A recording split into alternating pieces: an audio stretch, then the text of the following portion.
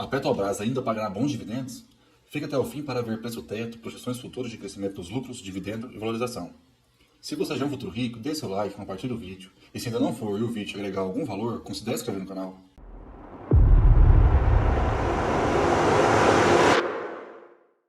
Vamos dar uma rápida passada em alguns pontos do resultado do primeiro TRI de 2023. Temos aqui uma pequena queda de 14% no lucro líquido, saindo de 8,6 bi de dólares para 7,3 bi de dólares. O que contribuiu, né, para essa queda foi um pouco mais de 500 milhões de itens não recorrentes, como vocês podem ver aqui. O EBITDA também teve uma leve queda de 6%, quase 7%, né, 6,7%, saindo de quase 15 bi de dólares para quase 14 bi de dólares. Ainda assim, é um grandioso EBITDA. Logicamente que é uma empresa enorme, né, gente? Olhando aqui para o endividamento, a dívida bruta teve uma queda. Em março de 2022, estava com a dívida bruta de 58 bi e 500 milhões de dólares. E em março de 2023, a dívida caiu para 53 bi e 300 milhões de dólares. Já a dívida líquida também teve uma boa queda, de 40 bi de dólares para 37 bi e 500. Vocês podem ver aqui também que o prazo médio para finalizar essas dívidas é de 12 anos.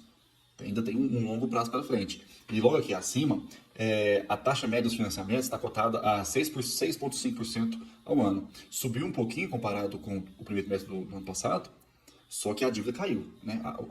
O juro subiu pouca coisa, de 6,2 para 6,5, só que a dívida teve uma queda significativa. Nos indicadores, a empresa basicamente não tem defeito. Inclusive, nos filtros que eu faço para procurar as empresas mais baratas e estudá-las, para compor minha carteira de longo prazo, a Petrobras sempre aparece devido aos seus belos indicadores, né? Seus números chamam a atenção. Mas, como sabemos, o problema não é a empresa. A empresa é bem rentável, a empresa é lucrativa. E sim o seu controlador. Porque entra mandato e sai mandato, são controladores diferentes. E isso gera muita instabilidade para a empresa. Não querendo adentrar a política, mas vamos seguindo aqui com os números. Esses dividendos dela aqui, de 42%, como já foi bem maior ano passado, não é recorrente, logicamente, que é um reflexo de vários desinvestimentos realizados pela empresa lá em 2021 e 2022, e alguns também nesse ano, que vão chegar a refletir nos dividendos desse ano. O PL também está bem baixo. Isso devido aos grandes lucros, também somados aos desinvestimentos. Como é uma empresa que tem muita interferência, além de ser commodities, não dá para ter uma previsão mais coerente, né, para dimensionar o PL dela futuro. Seu valor patrimonial por ação está bom.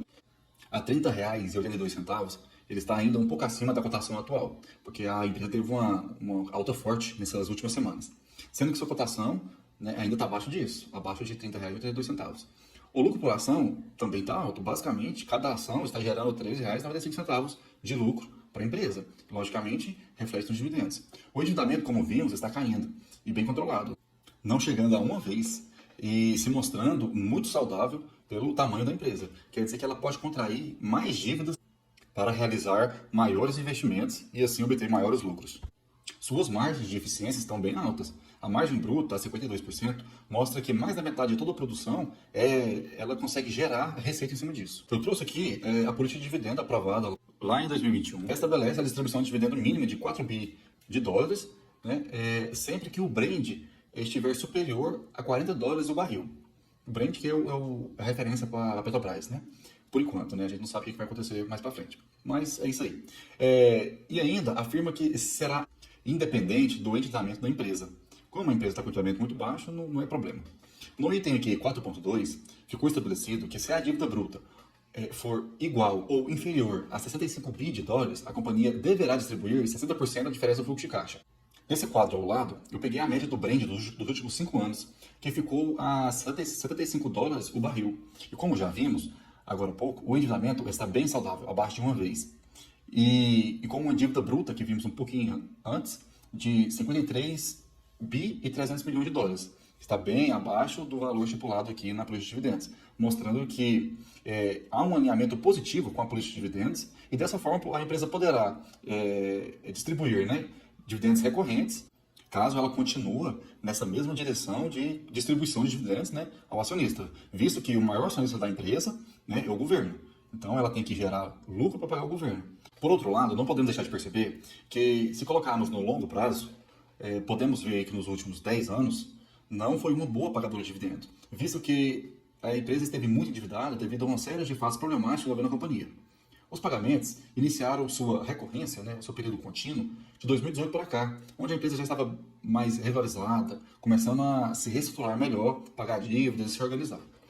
Como a empresa vem fazendo um belo trabalho na gestão do negócio, focando em seu core business, desfazendo de ruins investimentos e ainda com um plano sólido de investimentos, seus lucros vêm apresentando crescimento ano a ano, chegando a 189 bi, nesse último trimestre de 2022. Para eu conseguir fazer umas projeções futuras da empresa, seria necessário uma maior previsibilidade nos lucros. Porém, existem muitas variáveis, tanto nacional, nas questões políticas, devido ao controlador do seu governo, quanto internacional, devido ao brand sofrer grandes oscilações de acordo com a demanda de cada nação. Contudo, para eu conseguir passar uma noção de crescimento no longo prazo para vocês, somei o lucro líquido dos últimos 5 anos e tirei a média dele. Fiz isso porque, como eu já havia dito, existem muitos, lá no começo do vídeo, existem muitos fatos não recorrentes nos lucros, principalmente em 2021 e 2022. A média dos lucros ficou, que eu tirei desses últimos 5 anos, ficou em 74 bi de reais. Eu acredito ser um lucro considerável, observando 2018, 19 e 20, momento em que a empresa estava se levantando novamente, teve lucros relativamente baixos, comparado ao último trimestre nosso de 2022. Em 2018, com 26 bi de lucro líquido, 2019 com 40 bi de lucro líquido e 2020 com 6 bi de lucro líquido. Logicamente, nesse período aí, ela estava começando a realizar seus desinvestimentos e começando a investir melhor no que de fato ela faz melhor, que é focar na extração do petróleo e refino. E para a média das cotações, eu usei o valor dos últimos 12 meses, que ficou em R$ 28,78. Aí, para as projeções, a média do lucro líquido ficou, como eu já tinha dito, 74 bi de dólares, e a média das cotações ficou R$ 28,78. Usando essas médias e fazendo uma simulação de projeção de futura do lucro líquido crescendo 10% ao ano, e da mesma forma as cotações, o que a gente consegue visualizar aqui? No primeiro ano, ela fecharia o trimestre com 81 bi de lucro líquido e as cotações a R$ 31,66. Caso a companhia, nesse primeiro ano, só pague 25% do payout, que não é algo que vem acontecendo, ela passaria a pagar R$ 1,56 por ação. Caso ela pague os 50% de payout, ela pagaria R$ 3,12 por ação. E caso ela pague os 60% de payout, ela pagaria R$ 3,75 por ação. Observando aqui no sexto ano, crescendo os mesmos 10% ao ano, consegue quase dobrar os seus lucros líquidos, ficando com o lucro a 131 bi e as cotações a R$ 50,99. Os dividendos, pagando um payout de 25%, pagaria R$ 2,51 por ação. Com payout de 50%, pagaria R$ 5,03 por ação. E com payout de 60%, pagaria R$ 6,03 por ação. Logicamente que essas projeções não são com o melhor nível de direcionamento, igual ao de outras empresas mais previsíveis, devido a Petrobras sofrer muitas influências, tornando bem mais imprevisíveis suas receitas. Entretanto, conseguimos perceber que, mesmo com um cenário menos vantajoso para a Petro, usando essa lógica de crescimento no longo prazo, dá para esperar o crescimento dos lucros, dos dividendos e nas cotações. E supondo que ela continue a pagar dividendos para o investidor de longo prazo, ao passar dos anos, existe essa expectativa de maiores pagamentos. Aqui no preço teto de dividendos, eu usei o menor valor pago pela empresa nos últimos 3 anos, que foi R$ 4,64, pago nesse primeiro trimestre. E coloquei aqui uma expectativa de crescimento de 8%, para a gente ter uma noção de como ficaria o preço teto. Por isso eu coloquei um crescimento um pouco menor.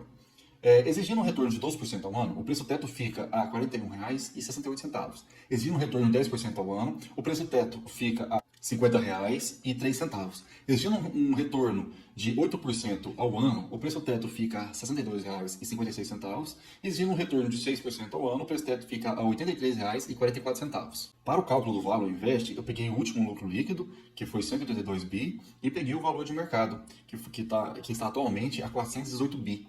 E chegamos a 43% de retorno nesse momento. Na regra dos 40, essa regra é aquela regra que mostra um equilíbrio entre crescimento e lucratividade, de forma que quanto mais próximo dos 40, melhor o equilíbrio entre esses dois. Nesse caso, a Petro ela está um pouco acima, mostrando geração forte de lucratividade com um menor crescimento. Isso aí é só algumas regrinhas para a gente ter insights, de ver que ângulo olhar para a empresa. Olhando para o valor justo, usando o método Graham, chegamos ao valor da ação a R$ 98,35, sendo que no fechamento do último pregão ficou cotada a R$ 30,28, mostrando um desconto maior que 60%.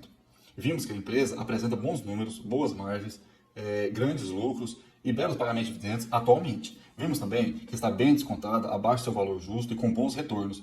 Mas sempre é bom estar atento para não fazer investimentos sem conhecer a empresa, seus projetos e como ela ganha seus lucros. Eu gosto de comprar as empresas quando elas são fáceis de entender, difícil de aparecer competitividade e que tem maior previsibilidade de receita para conseguir fazer melhores projeções futuras da empresa. E não vale esquecer, hein? Se você já é um futuro rico, dê seu like, compartilhe o vídeo. E se ainda não for, e o vídeo gerou algum valor para você, considere se inscrever no canal. Até breve.